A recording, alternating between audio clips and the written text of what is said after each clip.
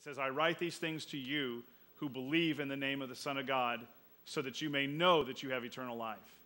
I write these things to you who believe in the name of the Son of God, so that you may know that you have eternal life. Not that you think. See, there's so many people that still, when it comes to Christianity, when it comes to salvation, when it comes to heaven, flat out heaven and hell, they still are hopeful that they'll make it to heaven. When you do man on the street interviews, people are thinking, I think I'm going to make it. I hope I'm going to make it. I'm trying to make it. And you should never put your head on your pillow at night wondering whether you're going to go to heaven or not.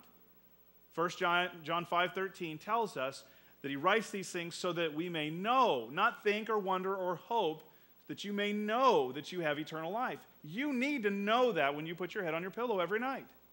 You need to be convinced of that, and you can be. But putting your faith and trust in the love that Jesus Christ has for us, for those that really follow him. And just a side note, this whole economic downturn thing is actually a tremendous opportunity for upturn when it comes to the kingdom.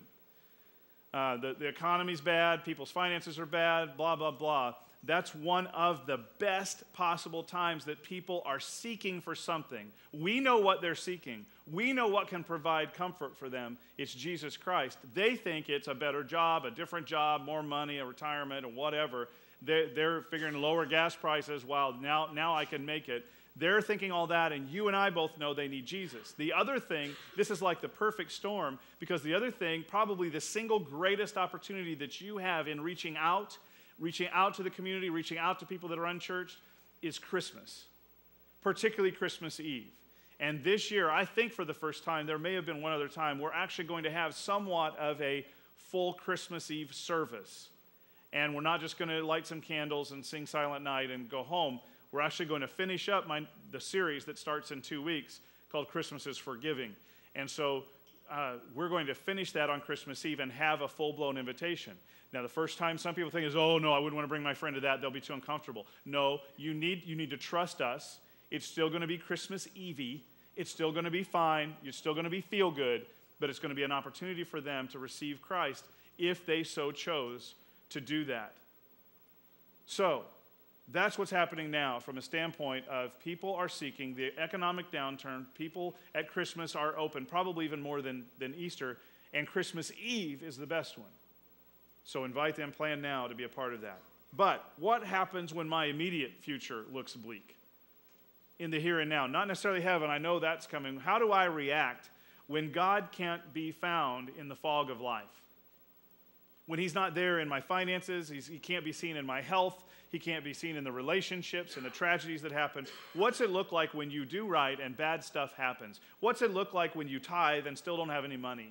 What's it look like when you're trying to remain healthy only to have a heart attack? What's it look like when you use sunblock only to get skin cancer?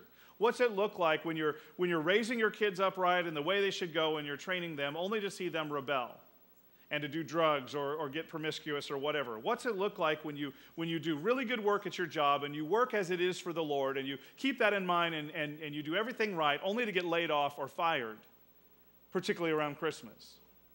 What's it look like when you invest in relationships and you're reaching out to the unchurched and you're building relationships and spending time and effort and energy there, and you're reaching into the congregation and you're in a community group, you're in a small group, an impact group, and you're meeting together and you invest time in that and you invest money in that and you invest resources and all sorts of energy only to have those people that you're reaching out to and developing these great relationships stab you in the back?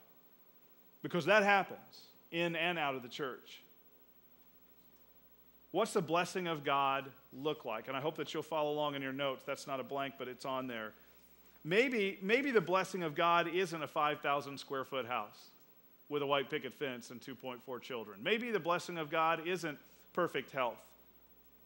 Maybe the blessing of God isn't where your kids all act appropriately. Maybe the blessing of God isn't that all of your relationships seem to go really well and everybody does what they say they're going to do and they actually follow through.